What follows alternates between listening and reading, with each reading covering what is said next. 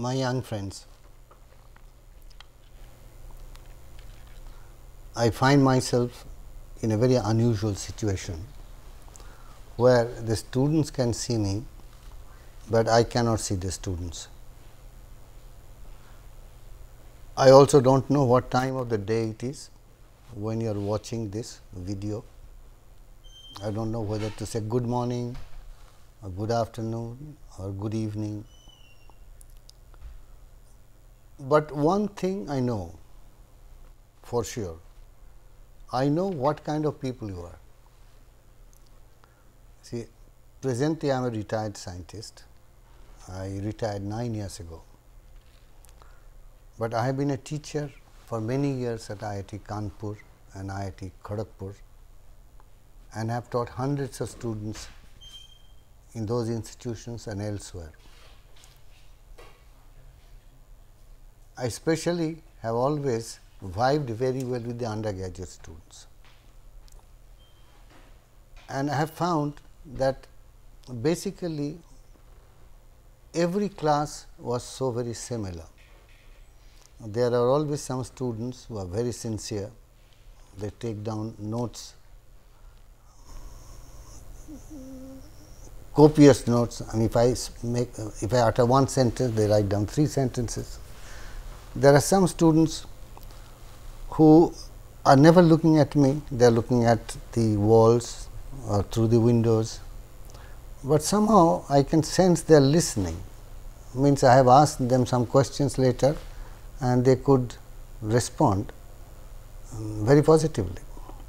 On the other hand, there have always been students who would be looking at me, but they would be very blank faces. Means they may be hearing at the most, but they would not listen.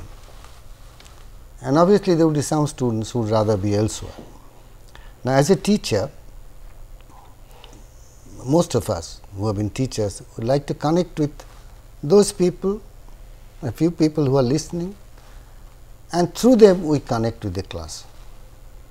So, I assume that there is somebody there with whom I am making a connection and who will enjoy, at least try to enjoy whatever he is learning. But right in the beginning, let me say one thing very clearly, that if you try to enjoy or try to learn, then you would like the course, and if you like the course, you try to learn. So, it is a process that goes on. If right from the beginning, if you take an attitude that this is a course rather I am not interested in, then you will find it is not a course which is interesting to you. Now, I must admit that this course does not have a very good reputation, in the sense that many think non-ferrous metallurgy is a very boring subject. They are not very wrong, because the way it was taught at one time was very wrong. People would take one metal at a time, talk about ores and minerals, and talk about methods of extraction, their uses, then move on to another metal. And this makes it very descriptive, and I do not think any student would be interested in this. If it is information to be given, a student may very well say, well, the information is in the book, why do you have to come to the class? If necessary, I will read the book and pick it up. So, as a teacher, I would not like to give you information, because it is in the book, somewhere, some place you can find it. I would rather try to give you the principles that govern extraction process of non-ferrous metallurgy, some logic in the subject. And if you get the logic, then the subject is fun. If you do not get the logic, it will be a descriptive course. And remember that this course in the undergraduate years has to compete with some fantastic other courses, where there is so much of quantification, beautiful concepts, there is mathematics, in thermodynamics, in kinetics, in microstructures, crystallography, metal forming, the principles of dislocation, beautiful concepts, and there are also wonderful laboratories which substantiate what you learn in the class. Now, to compete with that, non-ferrous metallurgy has to come up with a logic of its own, has to tell the students why he should also take non-ferrous metallurgy seriously. I will try to do that. I do not know how much I will succeed, but definitely I will try to give you the logic of the processes rather than the details of the processes. I will try to avoid the details. I will have to give you some flow sheets and some chemical equations, because informations are necessary. They will be in the records, but I would not expect you to remember them all. When you won't need, you can always find that out. But understand why certain things are done in a certain way and not in another way. Now, when I joined IIT Kanpur, that's way back 1967, the first assignment given to me was non-ferrous, teaching of non-ferrous extractive metallurgy to undergraduate students. I know they are very bright people, and the thing was taught, I think, in the 4th year. And I did not know the subject, so I asked some of my colleagues why you are not teaching it, because you obviously you are knowledgeable, more knowledgeable, you are more senior. But I understood that nobody wanted to teach the course, because they all thought it was a very boring subject.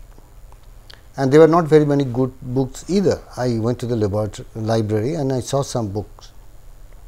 They read like encyclopedias. A famous book which was followed at that time as a textbook was by Bray. That book started with aluminum. The logic is aluminum starts with A, and it ended with zinc, because it starts with Z.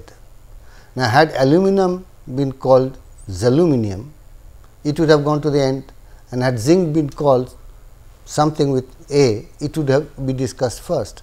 This I thought was ridiculous, and I thought the book gave information, but it is not a book which can be used for teaching.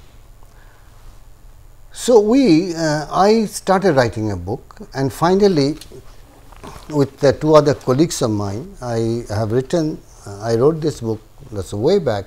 It was published in 84, Extraction of Non-ferrous Metals, by H. S. Ray, R. Sridhar and K. P. Abraham.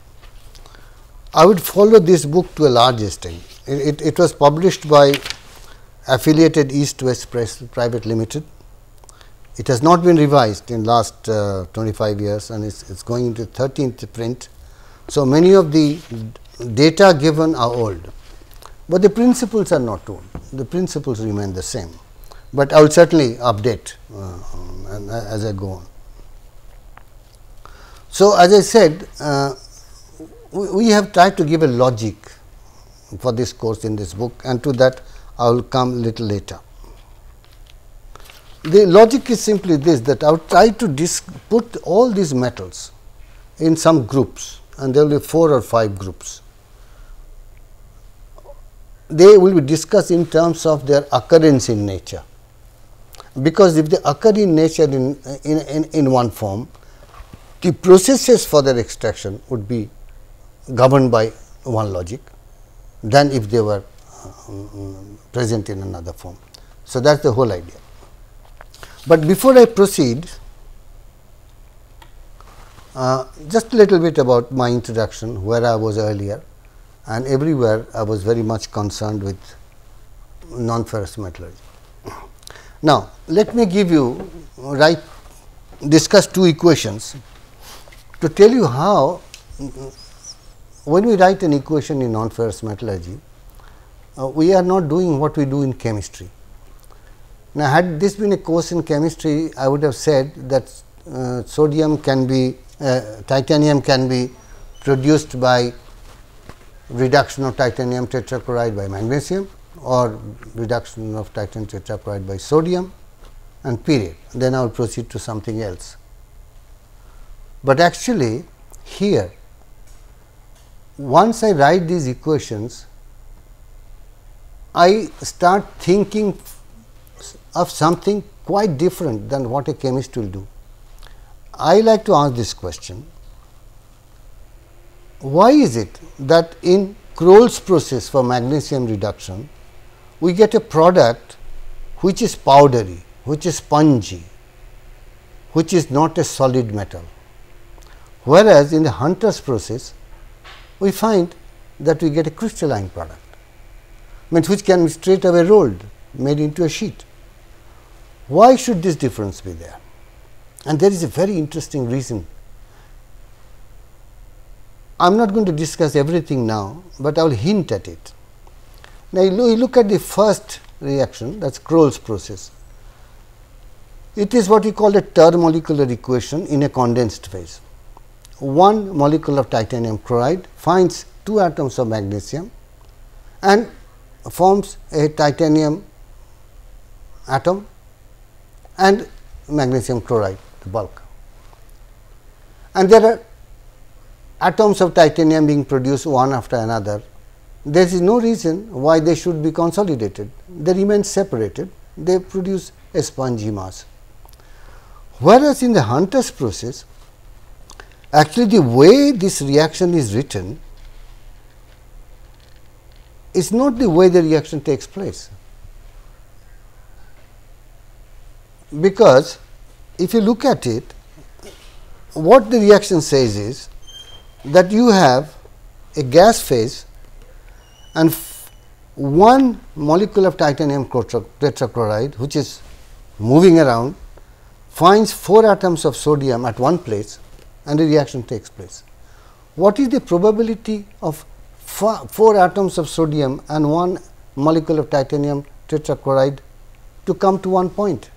Probability, I think, is non-existent. This reaction cannot take place like this, because pentamolecular reaction in a gas phase is not what you expect to occur. Then what would be the other way of doing things? I propose that it does not occur like that. Actually, there are simpler reactions that take place, like sodium reacts with one molecule of titanium tetrachloride, produces a subhalide titanium trichloride, which dissolves in sodium chloride. Then sodium reacts with titanium trichloride, that is in the liquid, produces another subhalide titanium dichloride and sodium chloride. Maybe some sodium also dissolves to some extent in the liquid state and reactions take place there. Now, can I give a proof that these things happen? People have found, yes, these phases have been found in sodium chloride phase. They are transient phases, I mean they come and go. So, the sum and substance is that the reaction of reduction of titanium tetrachloride by sodium is not taking place in the vapor phase. It is actually taking place in the sodium chloride phase through formation of subhalides. When we write the pentamolecular reaction, it is an overall reaction, period, but that does not give the mechanism of the reaction. Now, once you understand the mechanism, which is the reactions occurring in the liquid phase, then there is something more interesting facets of the reaction come about, and we will show that later. Actually, it is an electrochemical reaction, and because of that electrochemical reaction, titanium is not produced atom by atom, but it is produced by an electrochemical reaction in a very consolidated crystal form, like happens in all electrochemical processes. So, you see that just writing a reaction is not enough in process metallurgy. You have to understand the mechanism behind it. Let me proceed to another reaction,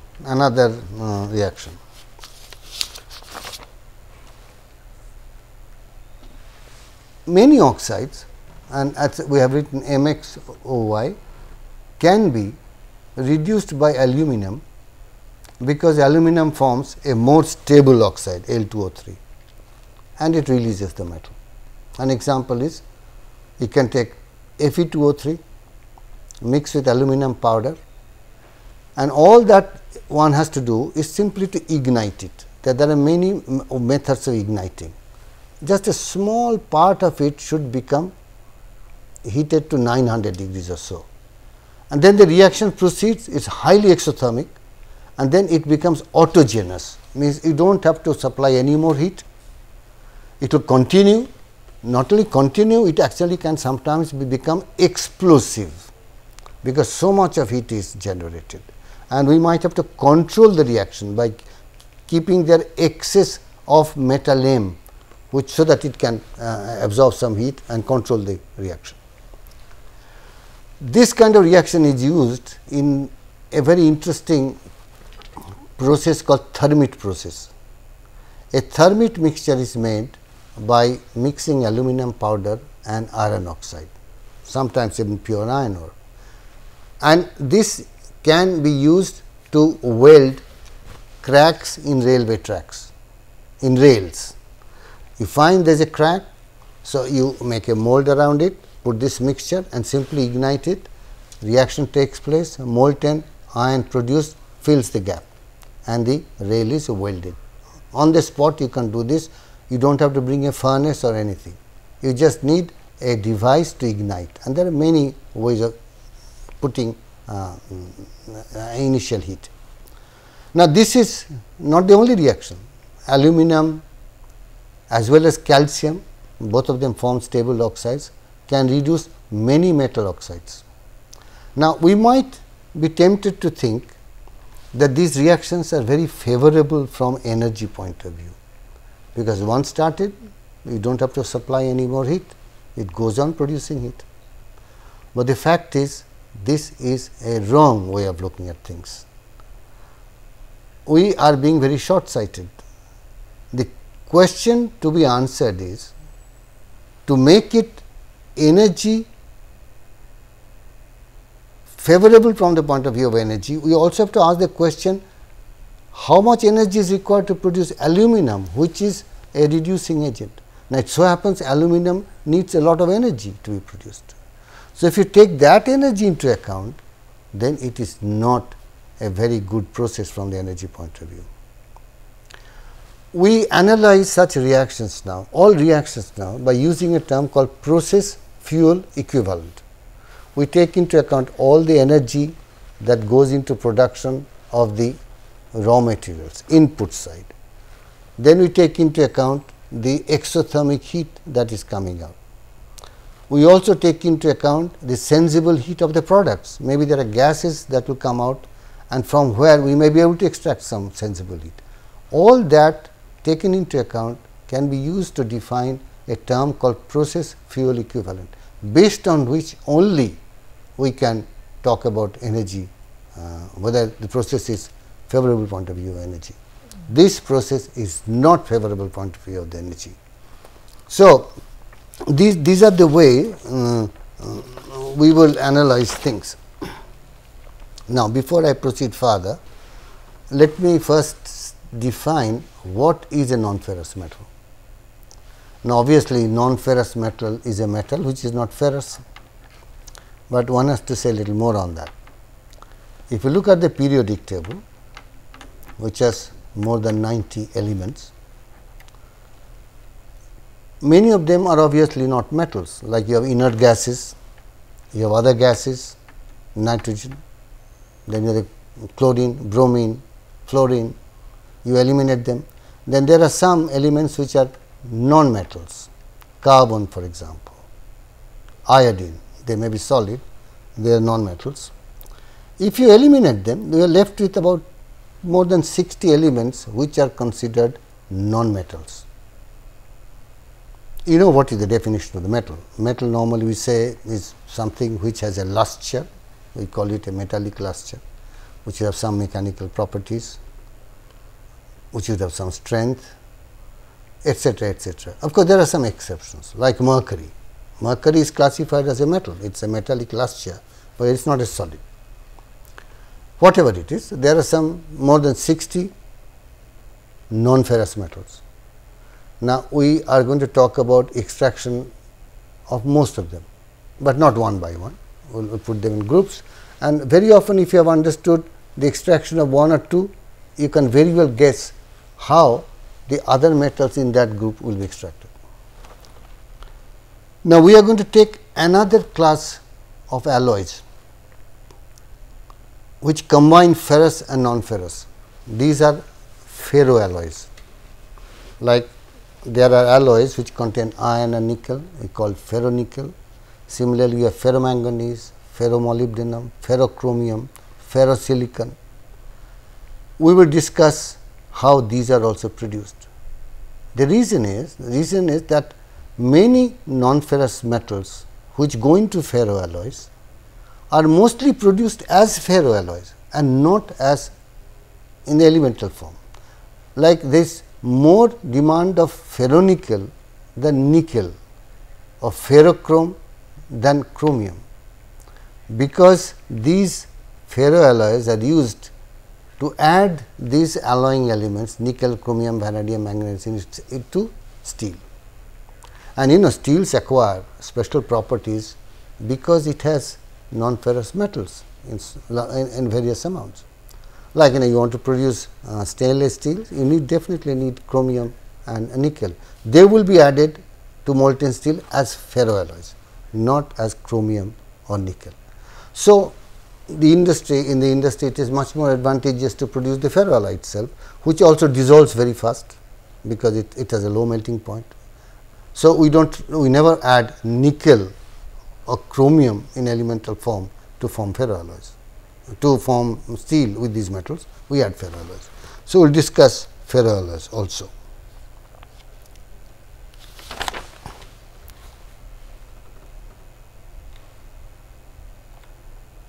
Now, long ago, actually in 1907, I think, Rudyard Kipling, who was the first Nobel laureate in English literature, wrote these lines. I do not know in what context he wrote these lines, but I thought I should quote the lines here. Gold for the mistress, silver for the maid, copper for the craftsman, cunning at his trade. Good, said the baron, sitting in his hall, but iron, cold iron, is master of them all. Now, this poem makes non-ferrous metals a poor cousins of iron steel, which is not a very fair statement, because it is true that more than 90% of all metals used today are iron steel, ferrous, but it does not mean that the non-ferrous metals are not important, because there are many alloys without which today's civilization simply cannot exist, and there you need non-ferrous metals. To start with, think of the aeroplanes, the spacecrafts, which are based on aluminum and titanium, because these metals are light and strong. You cannot make aeroplanes out of steel, or you cannot make spacecrafts out of steel.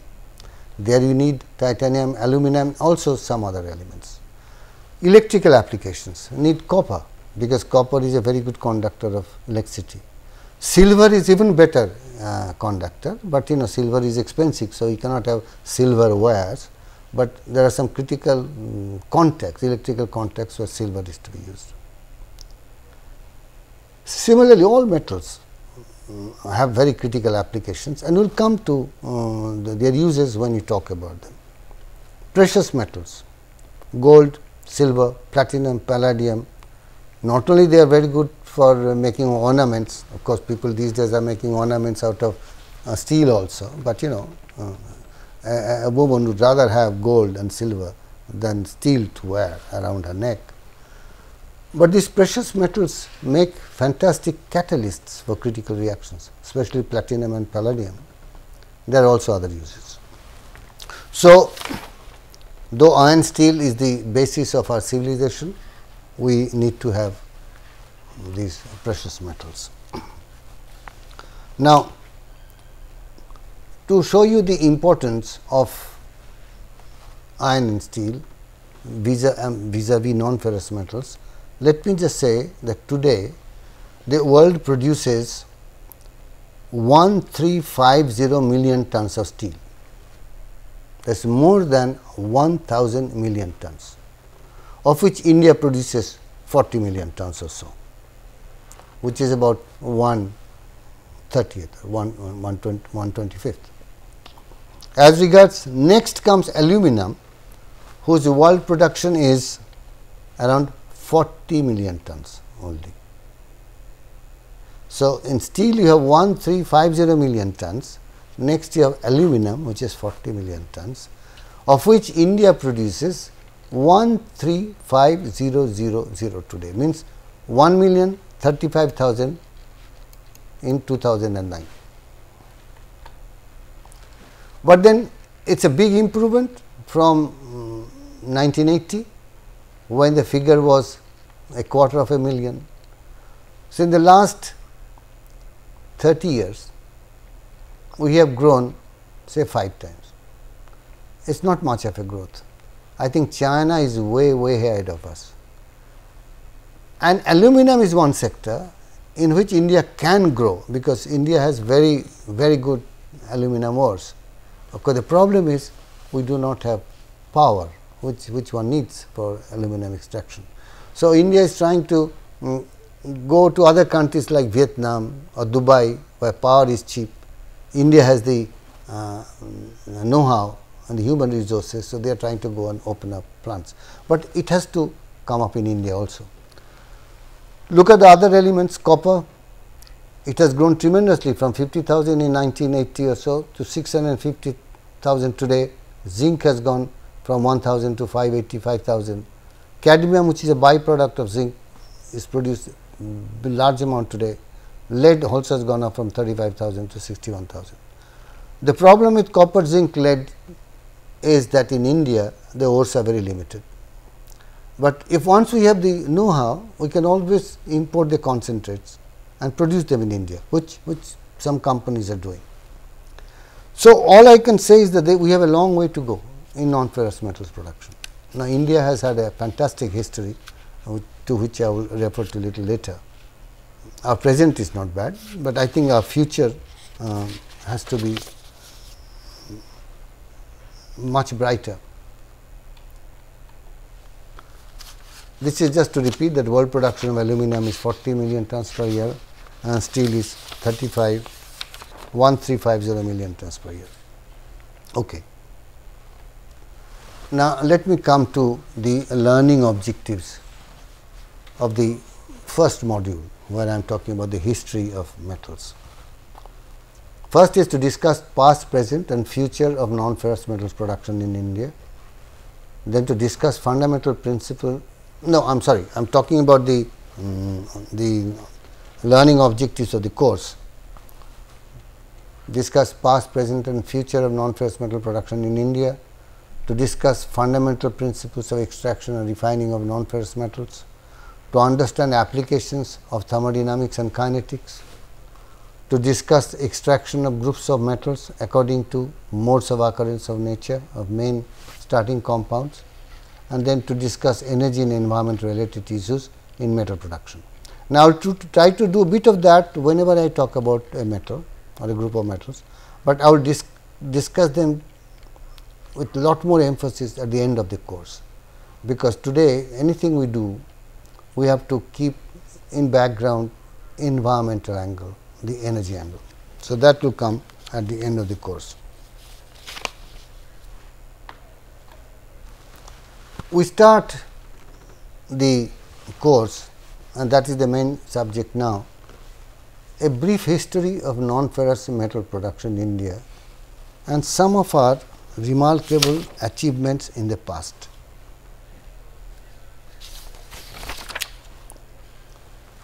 I do not know how many of you are aware that India has had a very rich tradition in metal production, non-ferrous metal production as well as production of iron steel. Unfortunately, we are very good in forgetting our past, and we had forgotten everything until in the 19th century some British historians started to dig out something about our past. They were there scattered in the literature here and there, but of course, the British did a very thorough research, and you have heard about William Jones.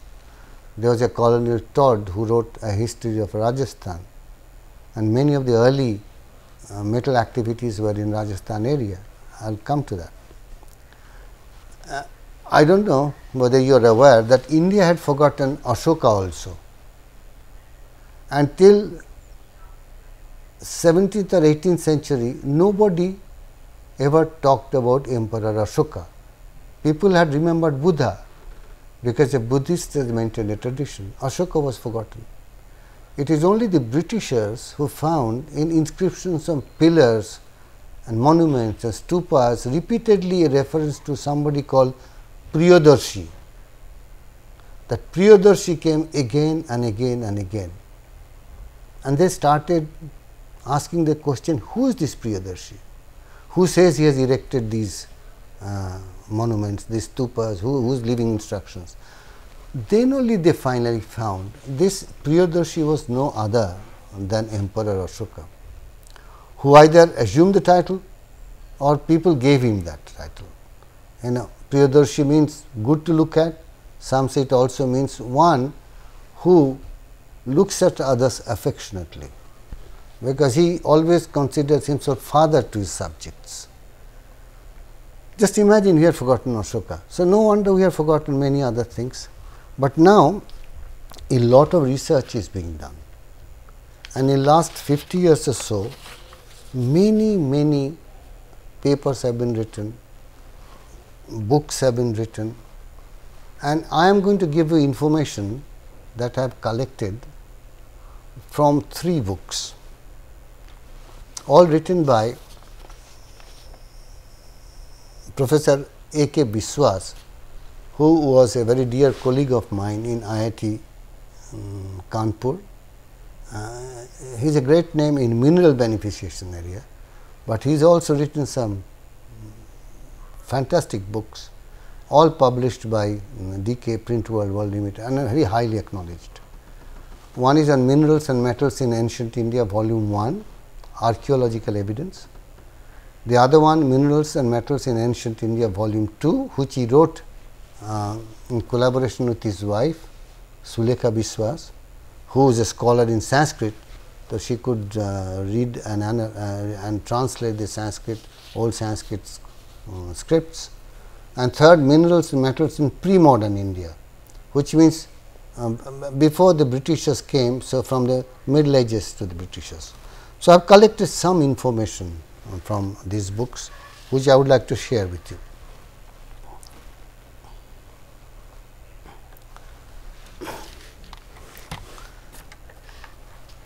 See, there is evidence, and this has been given in the book that I have just mentioned, that let me talk about iron steel first, because that is also important. Although this course is on non-ferrous metals, let me start with iron and steel.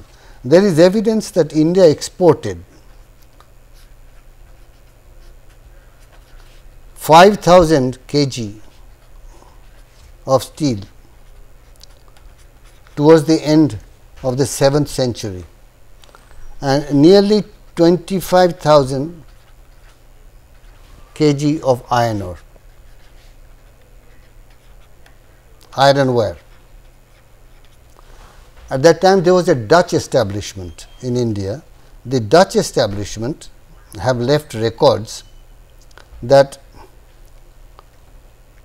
20,000 ingots of wood steel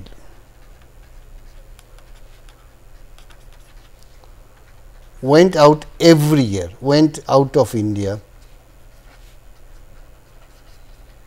every year. In the later part of the 18th century, later part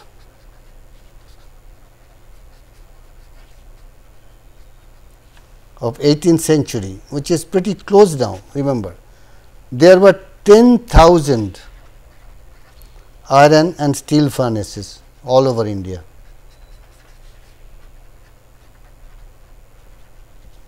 Each producing 200 kg per day.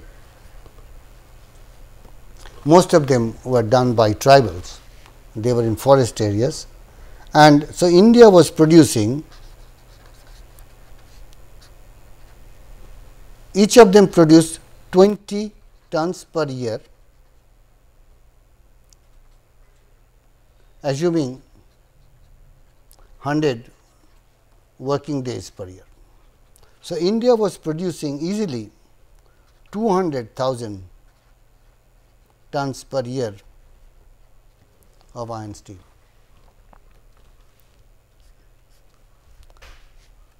This continued till about 18th century. Then it declined, and the decline was obviously for two reasons.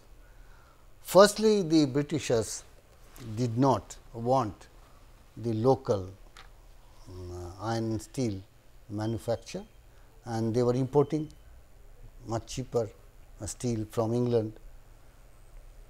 And secondly, all the indigenous production was based on charcoal.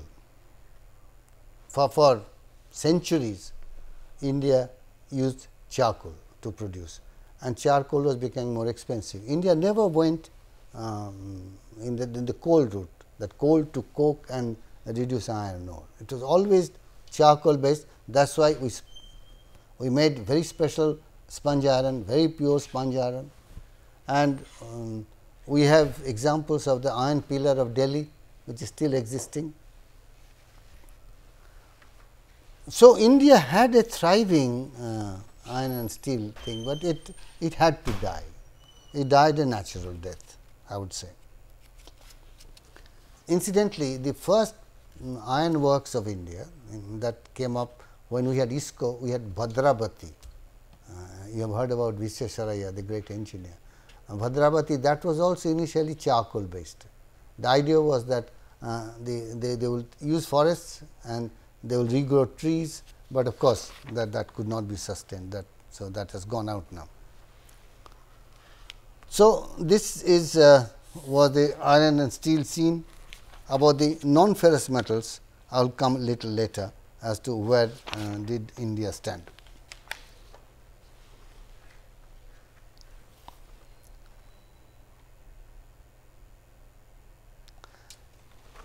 Now, let us talk briefly about the history of metals, and then you will know how things have come after another. Until about 7,000 years ago, that is up to about 5,000 BC, we had the period called Paleolithic age or Old Stone Age. Old Stone Age was when men were hunting and gathering food from forests. They hadn't settled down. The settlement started around 5,000 BC, and we said that was the beginning of the new Stone Age, Neolithic. Lithos means stone, and humans learned the art of farming and domestication of animals. Now, once humans learned that they can grow plants to grow food, and they do not have to run around after wild animals. They can actually have some animals at one place who will multiply, then they could stay at one place. So, the settlements began to appear. That was the new Stone Age. Then they learnt to use the fire, discovery of fire, baked pottery, cooked food. These are all distinctive of a new Stone Age. There was no metals in the scene at that time. Around 3500 BC, there was the beginning of ancient civilization in Egypt, Mesopotamia, and Indus Valley was more or less of the same time. Although we say the first civilization came in Mesopotamia, which is today Iraq. So, and our Indus Valley civilization, which we call Harappa and Mohenjo-daro, that covered the northeast of India, that covered what is present day Pakistan, and Mohenjo-daro is today in Pakistan. And I will show you the area.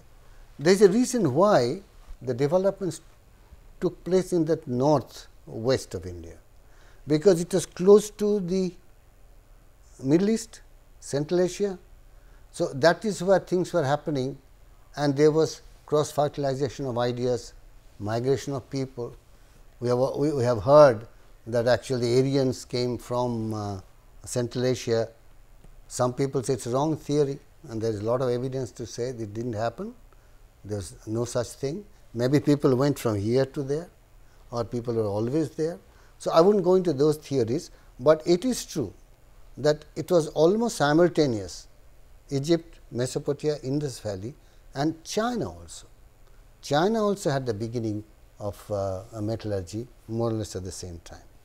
But the Harappa civilization of India was a very vast area it covered, and I will give you some maps to show that how largely extended it was, and it went on for many centuries also. The earliest reference to metals in India, of course, is in the Rig Vedas. But before that, let me see here. Yeah. Let me go back to this Chalcolithic. I have talked about your Neolithic period. Neolithic period is where people are using stone. Then comes the Chalcolithic period. Chalcos means copper and lithos means stone. Means they found copper. How they found copper? I will come to that later on. Firstly, copper can be found in nature sometimes in a native state, and some people must have found that. So, they were beginning to make tools or implements or weapons using not only stone, but also copper. And the pyramids were built entirely by using copper implements, which is very strange. Huge structures built only of copper, and there is a reference in the history that Ramesses II, when he went and attacked Hittites. Hittites were another civilization slightly towards the northeast. Hittites had by that time got iron weapons, but the Egyptians did not have. It was a draw, nobody really won that war, but the Egyptians did not have iron. And iron came much later. In between, we had the Bronze Age.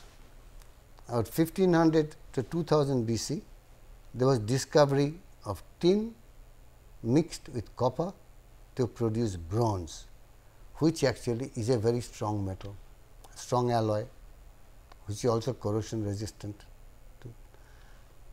Many people say that there was no reason why steel would replace bronze, because in many things bronze is as good as steel, if not better, especially in terms of strength. The only reason that steel became much more popular and more common is simply because there is much more iron ore available, lot more steel was produced, and they are cheaper than bronze. Otherwise, bronze was an excellent alloy at that time. Now, in India, the first reference to metals is found in Rig Veda. Rig Veda, of course, is the first literature of ancient India. It was not written down, but it went from mouth to mouth, and they say Rig Veda was written when there was a transition between this new Stone Age and Chalcolithic period. Means people were still hunter gatherers, they are settling down and they are beginning to use metals. And there is a word called ayas in Rig Veda mentioned very frequently, and some people think that the word ayas means iron, but it has been argued by Arun Biswas and others that actually ayas should not mean iron, it really means metal, because there are references to Rig Veda saying black ayas and red ayas, means one means iron, the other means copper. So, this It could also be need bronze. Where did iron come from? Iron actually came because from the sky sometimes meteorites fall to ground, and that is almost pure iron. So, our ancients had found native iron here and there, and they found there was a superior metal. So, the familiarity with the iron had come like that. Of course, there was always familiarity with gold and silver, because gold is available in a native state, and very often there were huge amounts of gold that could be collected from rivers which carried gold particles, or they have made gold exposed on rock surfaces. And in South America, there were tons of gold that the Spanish collected. So, the gold was also known pretty early to humans. Now, as regards familiarity with metals, gold was one of the first that humans collected. And how do you know this? Because there are many ancient graves where we have found, along with many things, there is gold ornaments, of course, a very crude sort of thing, but there was gold. Then came copper, and silver came little later, because silver had to be separated from gold. It is always with gold. Lead, tin, mercury, iron. Why they have come one after another, I will discuss little later. There is a very interesting story as to how the first copper came. It is believed that copper was first discovered in Egypt, where they used an ore called malachite as eyeshadow. Means Cleopatra and all would use this black ore to around their eyes, you will see in pictures, that is malachite. This ore containing this mineral is found plenty in Egypt, and what apparently happened, that in some rituals apparently it fell into fire, and in the fire it got reduced, because in the fire it broke into copper oxide, and then there was carbon there, and it got into copper. And once they found that this was a new material, they learned by trial and error to produce large quantities, and they believe that that is how copper production started. There is something very interesting though, because the melting point of copper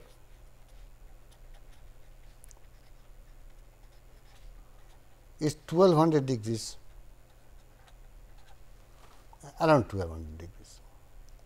It is not easy to get 1200 degrees, because 1200 degrees normally needs bellows.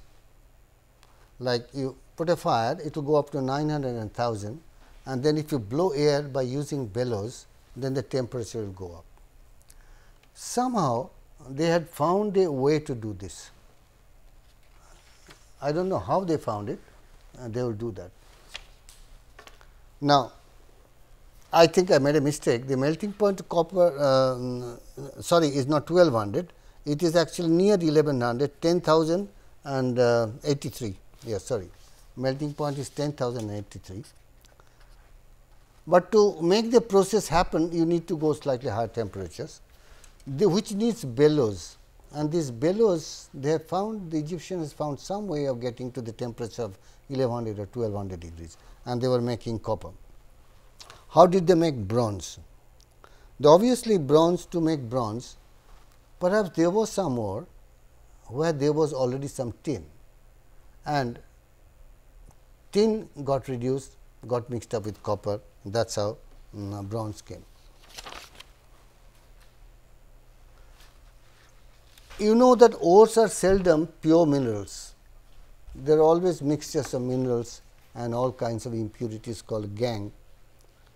And sulfides are particularly known to dissolve all kinds of things, and that is how we seldom get copper, lead, zinc in the form of pure minerals or pure ores. They are always mixed together. Of course, the composition vary from one location to other. So, when they were trying to produce copper, sometimes they ended up producing tin, sometimes they ended up having also other metals, produce other alloys, but gradually they learned as to which ore from which location will produce what. People did not very clearly knew the distinction between one metal, another alloy, but they were beginning to use copper and bronze quite extensively in the beginning. There was no zinc in the scene, and I will come and discuss that later. Around 2500 to 1500 BC, there was accidental production of copper and there was accidental production of iron. Now, about accidental production of iron, I will come when I continue this lecture the next hour. So, what have I done so far? Let me conclude. I have tried to give you an introduction talking about the importance of non-ferrous metals, to tell you the state of non-ferrous metal production in our country today is not unsatisfactory, but we have a long way to go. We have had a history in non-ferrous metal production, to which I still have not come, and now I will discuss it in the next time. But this is a course you simply cannot ignore. To be a metallurgist, you have to know about iron steel production, you also have to know about non-ferrous metal production. So, let me stop here now and I will continue with you in the next class. Thank you.